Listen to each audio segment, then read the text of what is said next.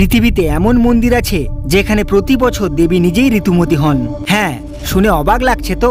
এটা কোনো কাহিনী নয়, এটা সত্য ঘটনা। এই গল্পের শুরু হয় মাতা সতী ও ভগবান শিব থেকে। যখন মাতা সতী তার পিতা দক্ষের যজ্ঞে অপমানিত হলেন, তিনি অগাধ বেদনায় নিজেকে অগ্নিতে উৎসর্গ করেন। ভগবান শিব তখন শোকে ও ক্রোধে পাগল হয়ে ওঠেন। তিনি মাতার দেহ তুলে নিয়ে সমগ্র ব্রহ্মাণ্ডে তাণ্ডব নৃত্য শুরু করেন। এই তাণ্ডবে সমগ্র সৃষ্টি কেঁপে ওঠে। তখন ভগবান বিষ্ণু নিজের সুদর্শন চক্র দিয়ে মাতা সতীর দেহকে খণ্ড খণ্ড করে ফেলেন, যাতে শিব শান্ত হন।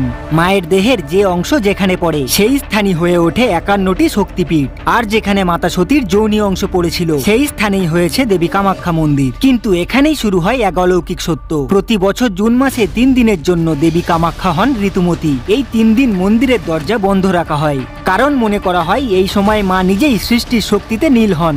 যেখানে পৃথিবীর অনেক জায়গায় মাসিক ঋতুকে লজ্জা বলা হয়, সেখানে ভারতীয় সংস্কৃতি বলে এটা দেবীর আশীর্বাদ। কারণ মাই তো সৃষ্টি, মাই তো জীবন। তার শরীরের প্রতিটি পরিবর্তনই একটি চিরন্তন শক্তির রূপ। এমনই দেবীয় রহস্য জানতে এখনই সাবস্ক্রাইব করুন দেবলোক রহস্য, যেখানে প্রতিটি গল্প তোমাকে নিয়ে যাবে দেবীয় শক্তির প্রকৃত অনুভবে।